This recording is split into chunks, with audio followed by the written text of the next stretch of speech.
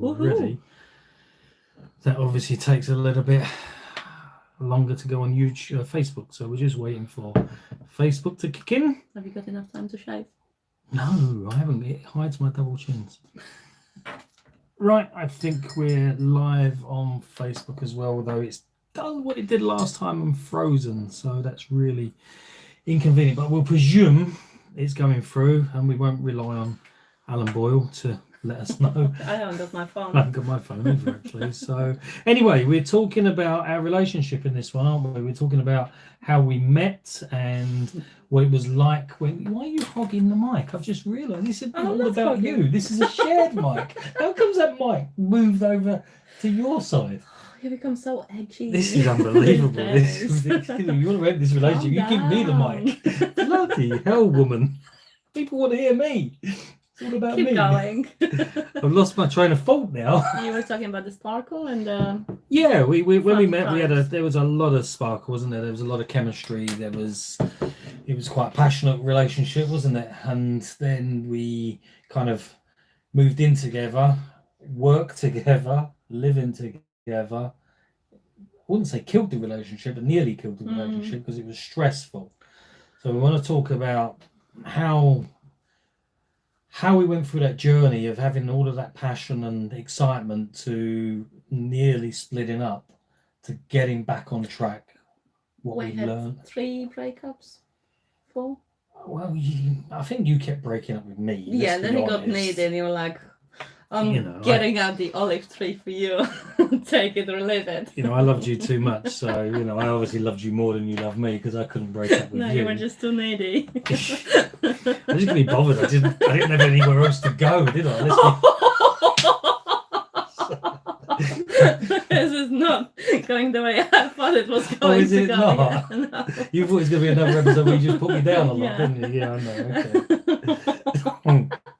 No, it's not going to be that. So it's still frozen. Maybe we've got to do that. Oh, maybe that was what it was. I didn't press that. Anyway, never mind.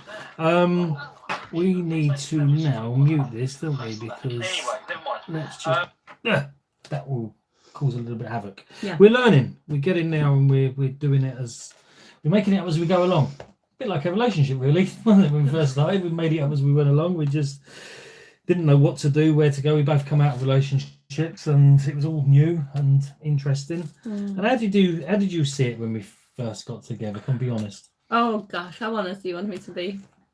Very honest. It was amazing. It was something that I haven't had before. He was like a proper gentleman when we got together. What do you mean, like a proper gentleman? Goodness, he used to move the chair for me. You got my jacket off. You brought me my shorts. Well, you got dirty pockets if you had any money in it. No, always a proper gentleman.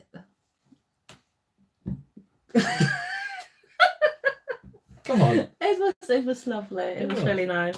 It was passionate and it was a bit crazy and we had lots of fun and we could just crack the bottle of wine and shit talk with no telly, no radio, nothing, just talking about rubbish and day-to-day life and all the crazy things that we want to do, and he would do lots of silly things. I used to get fresh flowers every single week. It's been 2 weeks now since Valentine's. Yeah, did you see how much those flowers cost at Valentine's? I had to take out a second mortgage on the house. He used to steal daffodils from the graveyard. I did not steal. Technically, I did steal them from the graveyard, but disclaimer: I didn't steal them from anyone's grave. They was just around the proximity of the graveyard. Was I not supposed to say that? Was that like a taboo? I was just stupid enough to tell you that. I should have said I bought them, shouldn't I? But it wouldn't be so special though. But I used to do well. I mean, when we first met, I did a lot of crazy things, didn't I, to kind of get your attention and then keep your attention. And there was some funny stories about Durex and KY jelly and stuff like that. Which, do you want to share them? Oh my gosh! So one was the one was like literally the first week we got together, wasn't it? We went to do our first shopping in the supermarket and there was this old lady at the till. And before we got to the till, Lee went into the raincoat section with all the Durex and all the fancy things that you use in bed, which I never did. And he started making jokes like, Aga, what do you think of this one? Aga, shall we get this one? Oh, Aga, this one looks really good. So I went all red and I just sort of pushed really quickly to get into the till. And he kept putting it on the till. I kept taking it out. That poor lady, she kept looking, thinking, what the hell are they doing? Anyway, I got it off the till. The following day, we're sitting in the office. Yeah. How many people did we have in the office? I don't know. I can't remember. There was a few. There was quite a few people. He stayed in the office specifically until something got delivered. So there's a doorbell, and I go downstairs. There's Amazon delivery. I didn't even have Amazon account at the time, but it says Aga Zembruska. Like, oh, that's nice. I open it. I put my hand inside, and I can feel this dildo kind of shaped thing. And I knew what it was, so I just went all red. And this guy is sitting opposite me, and he's shouting, I go, what did you get? What was the delivery? Show the office. Yeah, take it out. Show it to us. Oh my gosh. And there was another one when Lee was making his famous chili con carne. Oh, the KY jelly. And I don't know, I did something stupid to him, something similar. I asked him to introduce himself to my mom and dad. Yeah, so he wanted to learn a bit of Polish. And yeah, and I was on the phone with my mom and dad, and I said to my mom, Dad, this is my new boyfriend, Lee. He comes in very proud. And he says, Mom, na imię Dupek. Well, you taught me to say that. Yeah. I said to him that it's a really sweet way of introducing, which actually means my name is Hussle. I was surprised that your mum and dad agreed with me, though. They didn't sound shocked by it, did they? They were laughing so much. I know. So I thought I'd get my own back on you, didn't I? And you I did. was cooking the chili and was short on ingredients, and you was going shopping, wasn't you? So I said I wrote a shopping list out and put on. Is this going to be a weekly occurrence where you just spit coffee out? I just remembered the faces of all these people.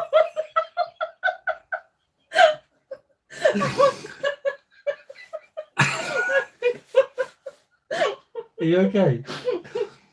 I put on the shopping list KY jelly, and she didn't know what KY jelly was. Well, I asked you before I was leaving, and you said it's a special ingredient that makes a really nice mixture, like the texture of the food. Yeah, it makes it taste nice. It's your secret ingredient, isn't it? Yeah. Oh my god. You better tell what happened, because I wasn't there. You probably say it better than I did. So I've got this list, and I go to, I think I went to Morrison's at the time, and I got all the ingredients that I knew. I go to the lady who helps out, and I say, oh, can you tell me where KY jelly is? I can't find it, and I have no idea what it is. What do you need it for? Oh, my boyfriend is cooking today. So it should be in the food section. And she says, darling, KY jelly is not in the food section. I said, okay, well, if he needs it, he needs it. Can you show me where it is? And she's taking me into that section with all the condoms. What else was there? I don't know. I wasn't there, but And all the stuff. I can imagine. And things. And I'm like, that cannot be true. I mean, surely you can't just send me all that for cooking. She was laughing so much, that woman. She shows me KY jelly. It's written KY jelly, that's fine. And there was this guy standing, didn't know what was going on. So I say to her, so how do you use it? And she just looked at me. You use it down there. I just went so bad. I was like, I am just gonna... As I was leaving Morrison's, I could see like the whole line of workers bumping into each other and saying, that's the one from KY jelly.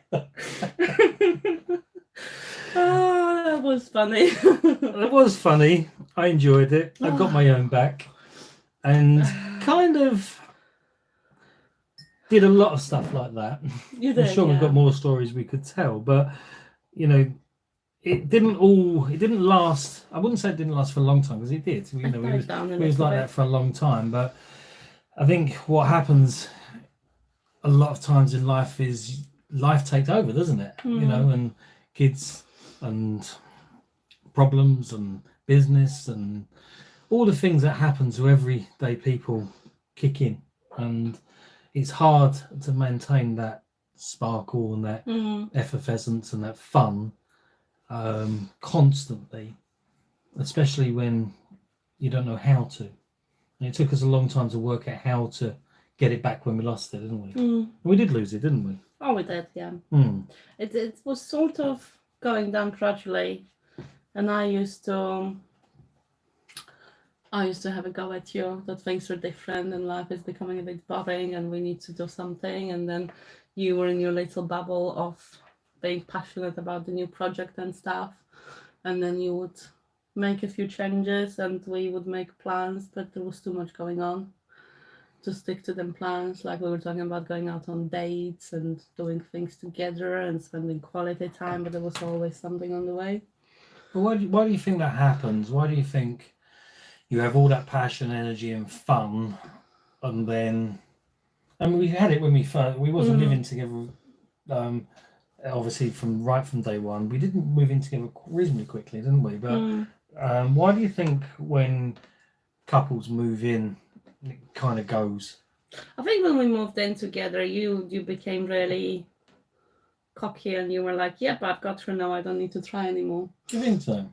No, I think we both got a bit comfortable with each other and we just got so into kids and life and work and doing things that it just went a little bit down the hill. And I used to say to you when we had chats that for as long as I keep telling you that we need to keep the sparkle going, it's fine. The moment when I don't give a shit about things that we do and I don't push you into doing things, that's when things are really not going the right direction, isn't it? Yeah.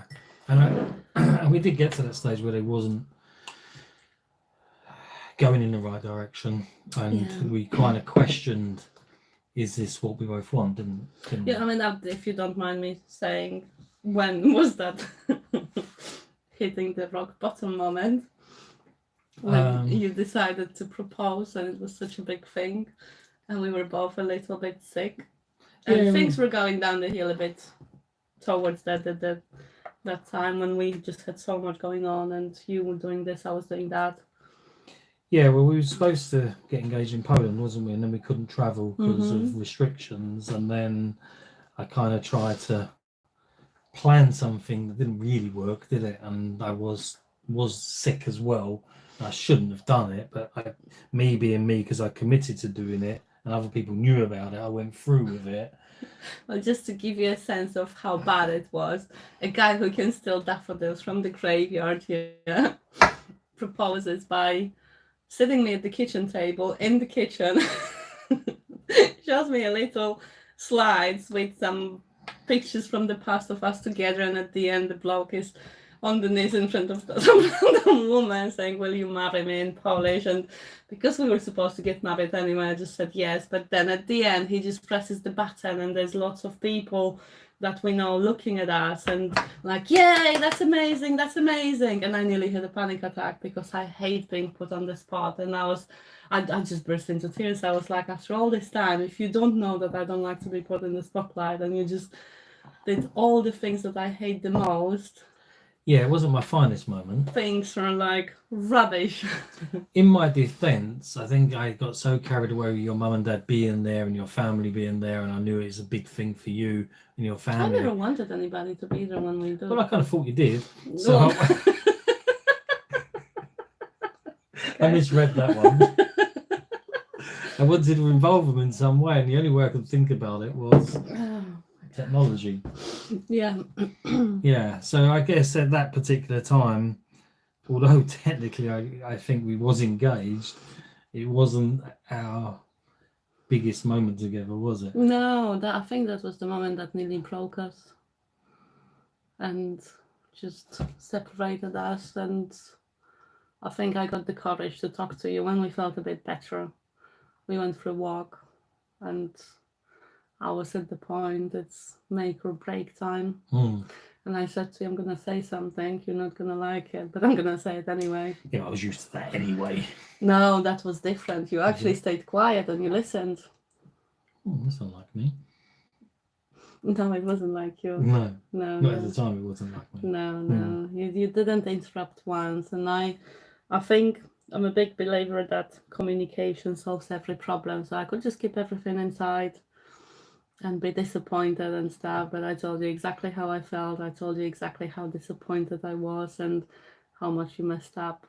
And you took it on board. I think by that time, I'd started to learn a little bit more about listening. Yes. Yeah, because I know up to that point I wasn't a good listener. No. I was a good talker.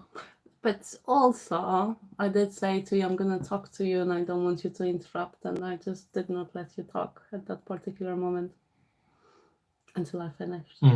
But here's the thing.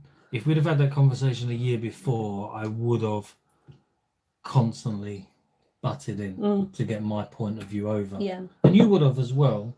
And that's when we had a lot of clashes, wasn't it? Because we both wanted to defend ourselves. Yeah. And I've never dealt very well with conflict. You're pretty good at dealing with conflict. I'm pretty good at everything. But you and I, we would clash a lot because we'd both want to get our points over and defend ourselves.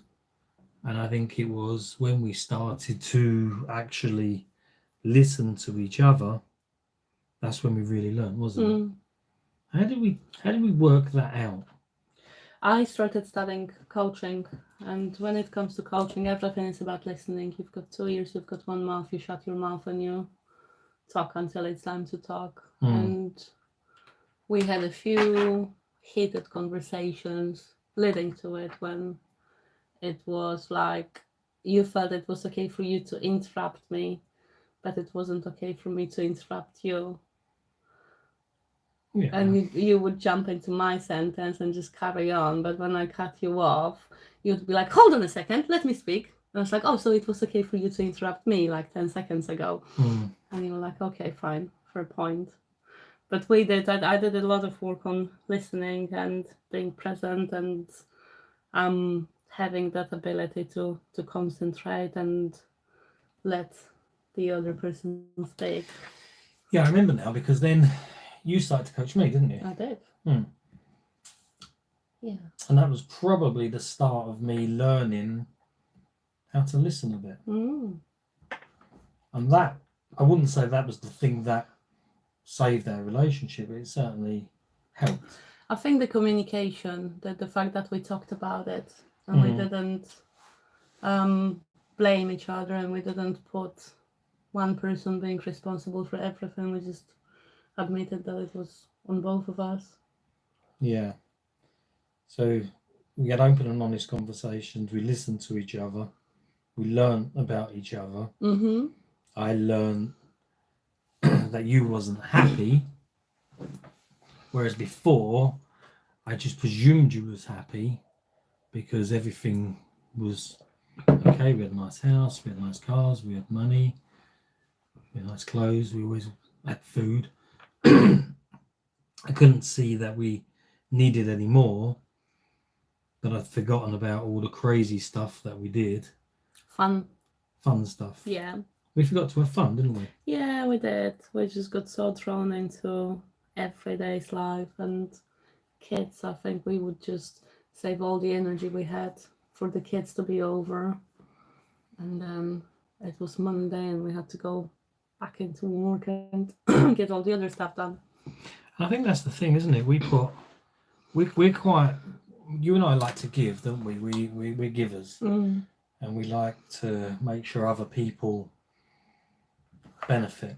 Yeah. And I think we put so much effort into our kids, making sure they was happy, especially them coming from broken homes and us coming together, the older two.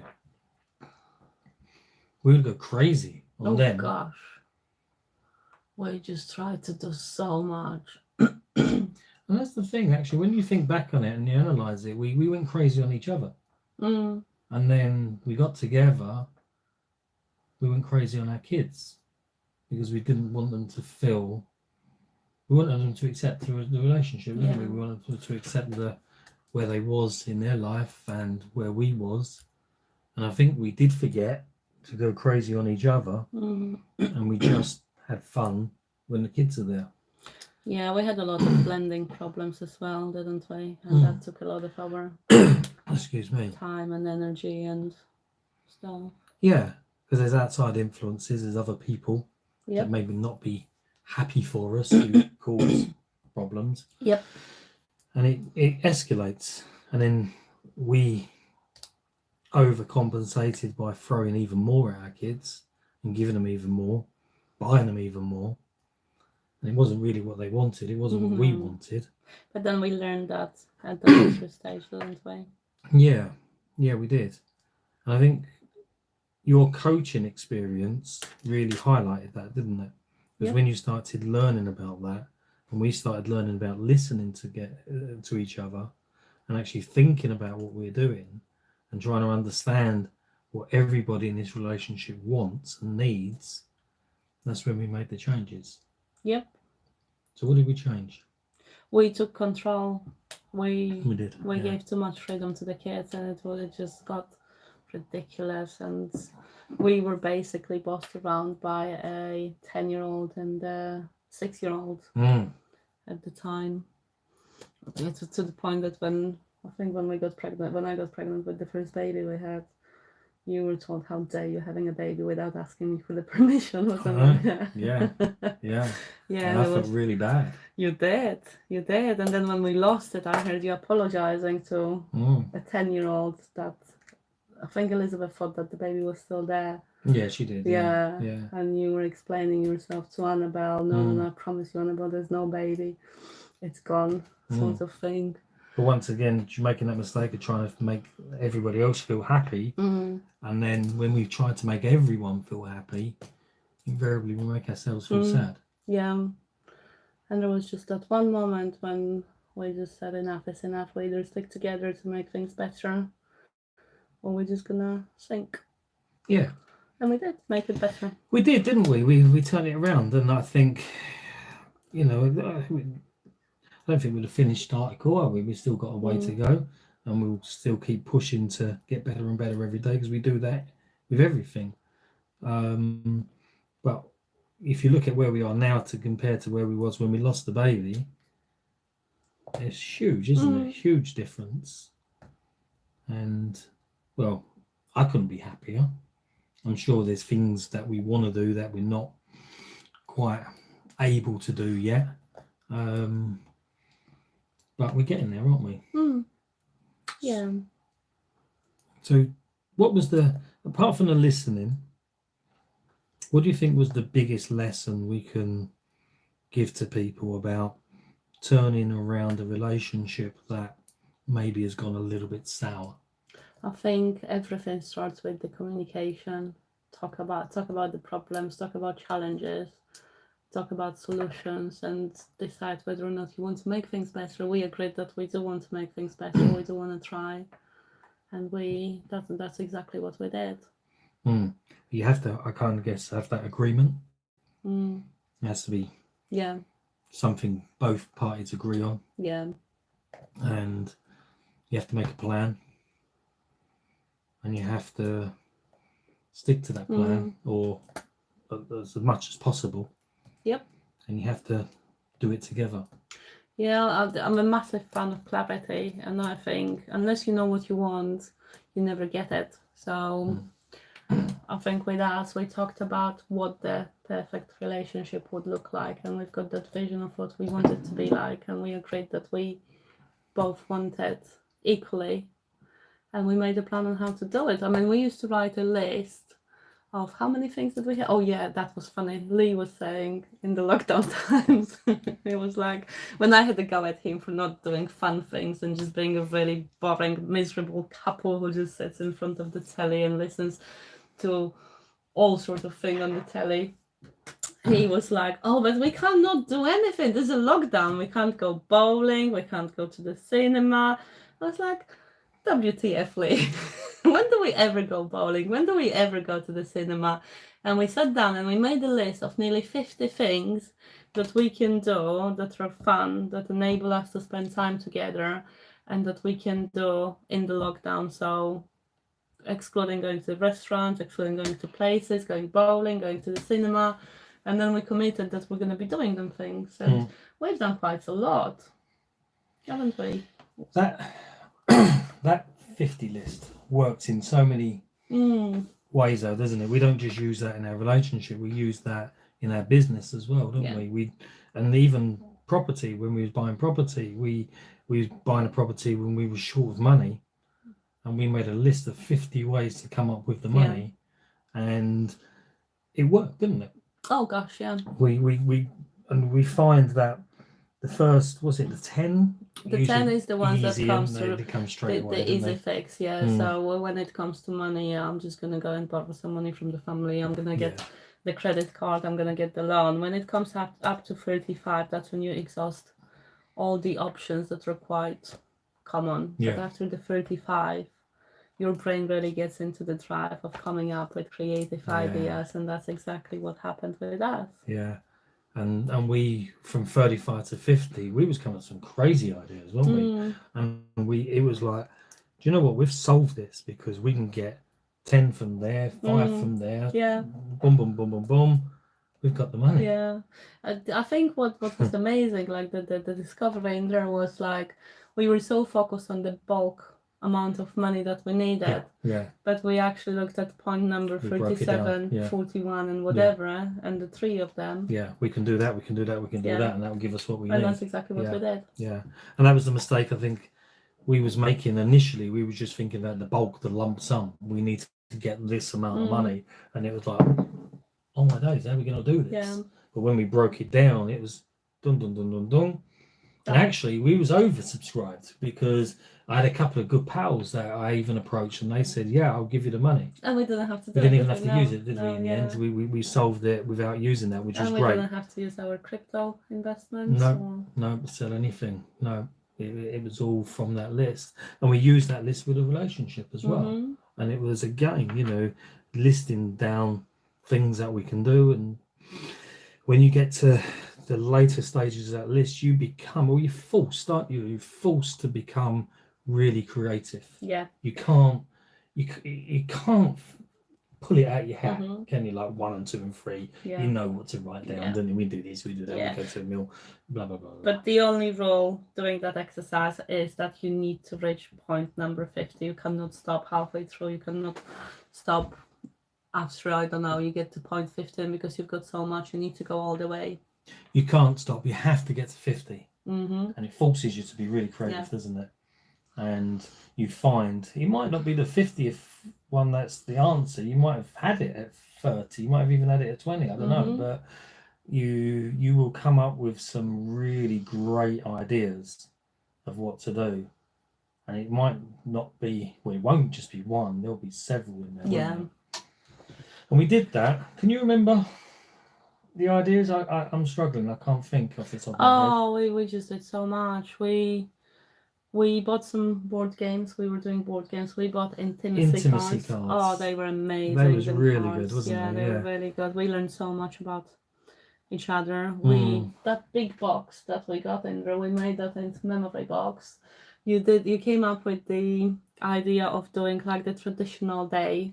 Oh, the Polish day. Yeah. Oh, it was amazing. We did a Polish day when Lee ordered some Polish t-shirts for me, for you, and for Lucy, and we made some dumplings, and that's right. And we drank some Tiske, which is a Polish beer, and stupidly I put the pictures on Facebook, and my mom saw that, and it was one of the days in the whole year that you're not allowed to drink any alcohol. To be drinking on that day, wasn't you? I got told off big time. So, but we did a lot. We started going for walks, and I think with me, mobile phones, I absolutely hate mobile phones, and you had this tendency that you were so hooked onto it, and I could be talking to you, you're talking to me, and you're on your phone, and that's one thing that really aggravates me. And we made a deal that after a certain time we just put our mobile phones away. And we don't watch telly. Yep. We stopped watching telly. Yeah, we started talking. We painted portraits of each other. My one was awesome, wasn't it? Gosh, they were horrible. You can see that we had like a bottle and a half of wine on that day. It's just so clearly they still look at me in the kitchen, them portraits. We booked that course, the glass making the glass making course. We made the glass, didn't we? Yeah. We just, and we started taking more pleasure out of spending time together. So when the weather was nice, we would just get our notebooks and we would go to the beach, get some work done, get some ideas together, and it just makes up. Yeah, we would work on the beach, changing location. We bought a camper van. We had a weekend away. Yeah. Yep. Yeah. We bought picnic stuff, a picnic hamper. We never had a picnic yet, but no, we didn't use that, did we? No. The weather changed. Yeah. But we will do. We've still got it, haven't we? So there was lots from that list that we picked out and we gleaned that we could use to improve the relationship, and I think that was a really good exercise. Yeah. How do you? I don't know what we're doing for time, but I just question.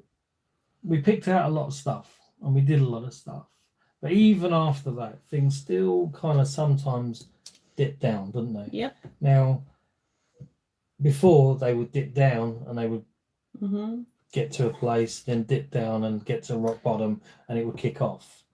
But now it dips down because sometimes shit happens, life takes over. We all have problems, you know. We're not perfect. Everyone has problems in their life, and you can get a little bit down about things that go on. But we recognise it now, don't we? We do. I mean, we've got, it seems like every freaking January we've got problems with relationship. Yeah, every single year. January is the month when we have these conversations, and this year we've got a lot going on. We bought the house in December, so there was a lot of things going on with that. We had a baby 6 weeks ago, and towards the birth, I wasn't feeling too well, so I wasn't into shit talk over a bottle of wine and going out and doing things and stuff. And there's just so much going on, and I think we recognize that we do need to do something together before things get bad. And we talk about it, just like I was saying, communication. We just sit down in the evening and we have that open conversation. I mean, I booked babysitting for us to have that little bit of alone time for the whole March and April. I think the biggest thing we've learned to do now is just say when we're not happy and not be scared of it. Because I think in the past, if you'd have said to me, I'm not happy, I would have probably panicked and got defensive and quite angry about it. And it's like, how can you not be happy? I'm giving you so much, and we're doing this, and we're doing this, and we've got this. And you would compare your lives to other people's lives and think, well, you know, we got so much more than everybody else. That's selfish. And call you selfish. And if I'd have said I'm not happy, you know, you'd probably have the similar sort of response. But now we're quite comfortable to say, listen, I'm not happy with that. Let's talk about it. And that's actually an amazing thing, because it can then just, okay, well, that's a conversation, isn't it? Let's just talk about it, and how do we fix it? So it's not going to escalate into a massive problem where we're on the verge of a breakup. Well, we haven't had a proper argument for, how old is Lucy? 21 months. For about 20 months. Yeah. And we had this one thing that I took out of the couple. We had some couple counseling. We did. Yeah. And there was this one thing that really got stuck with me, which is the 22 minutes appointment. Oh yeah. Remember that? Yeah, you used to book a 22-minute appointment with me, didn't you? So Mm. I'm one of those people that when things happen and when things really annoy me, I wouldn't talk about it. I would just let it build up. And then there's little tiny things like a stupid things. He doesn't say hello to me when he has to, or he doesn't give me a kiss when he was getting out, and I would just go boom. And it was quite bad, wasn't it? It was. Yeah. It was awful. It was. Yeah, Yeah, mean, it was really bad. I don't miss those days. But anyway, we had a counseling, and the guy who was counseling us, he was really good. And he said that every time when there's something happening that really annoys either of us, at that specific moment, we book the appointment with each other for 22 minutes, no longer. So we say, I would like to have a meeting with you, 22 minutes in the evening when kids go to sleep. There should only be one point of agenda, only one point to discuss on the agenda meeting. And if either of us or any of us was getting emotional, we would have to stop the meeting. And it was very much on the listening and talking. One is listening, one is talking about the feelings, the emotions, and stuff like that. And we only had to do it once. I can't remember what it was, but it was something stupid that you did, and it really annoyed me. You booked a few meetings in, but actually they kind of sorted themselves out before we had the meeting. And I always remember, she's booked a meeting in, I've done something wrong. And I was clueless to what I'd done wrong, but I kind of knew I'd messed up somewhere, and you wanted this bloody meeting. And I do remember having that meeting, and I remember, okay, you said I've got to sit there and just listen and not say a word, and I did it. You did. And it was good. It was really good. And it was good for you because you got everything off your chest. Yep. But also, I think the key point in this is that the second when I said I need a meeting with you when kids go to sleep, the 22 minutes meeting, and you said, yes, okay, that's fine, my pressure has gone down because I knew that you were willing to listen to me. And you knew that there was a problem, not quite sure what it was, but you were willing to listen about it and do something about it. And later on, after that initial meeting we had, that went really well. By the time when it was the time for the meeting, he would say to me, I'm ready for the meeting now. I would say, oh, don't worry about it. Yeah, because you got off. Yeah. And that was really good. That was amazing, wasn't it? Do you know what? I'd forgotten about it. I've got to be honest, because it has been such a long time since we've had a row. I know. We haven't needed one of those meetings. We haven't had an argument for a long time. It's just been fantastic. It's just been really, really good. And yeah, maybe we'll need one in the future. I don't know. But at least we know. A row or a meeting? Both. Oh, okay. Well, we won't need a row, but if we have one, we'll have a meeting, and at least we're now knowledgeable enough to know that by setting that 22-minute meeting, either I'm going to get a lot of stuff off my chest, you're going to get a lot of stuff off your chest, we're both going to be listened to, and then we can sort it out. Yep. Really good. Makes a difference. So I think from chatting to you today, we've kind of revisited that when things went flat, making a list of 50 things that we could do to put it right really, really worked well for us, because there was stuff there all the time that was useful. We could pick out and do together. Listening to each other was really, really good. A very, very good exercise. Understanding each other, taking time to understand the other person's point of view. And if it really, really gets bad, set that 22-minute meeting. And within that 22-minute meeting, I wonder why it was 22 minutes. I don't know. There's a scientific research that says that within the 22 minutes is the perfect time. Something about it. When you go on for longer, there's lots of distractions and you lose the plot. Within the 22 minutes, you can just concentrate on one topic.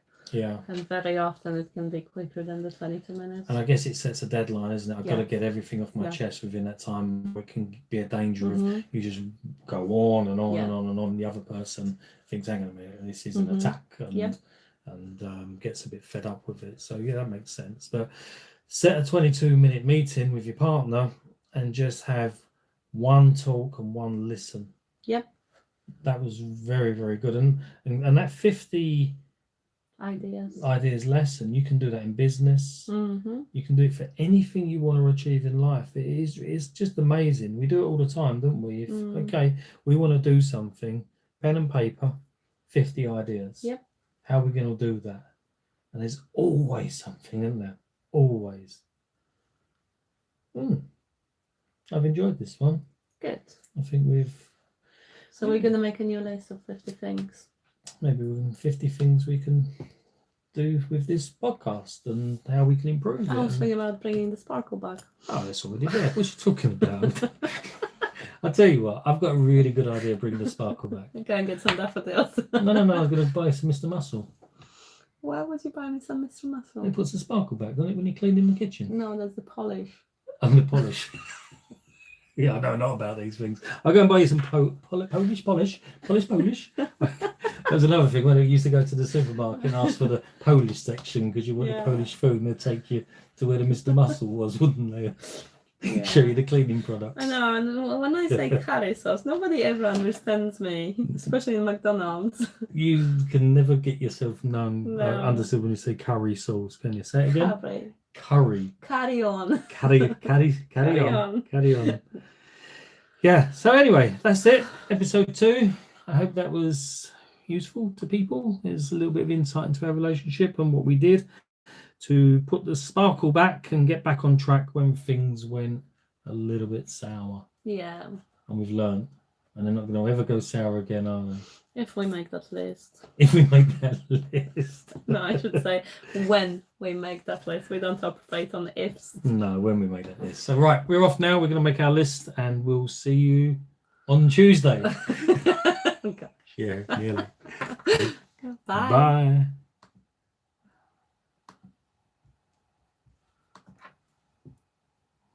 Where do I end this one? Bedroom sound detected. What's happening in your bedroom? That is Lucy's bedroom. Who's your baby? Oops. I don't know how to win this, you know? Oh, probably that. Okay.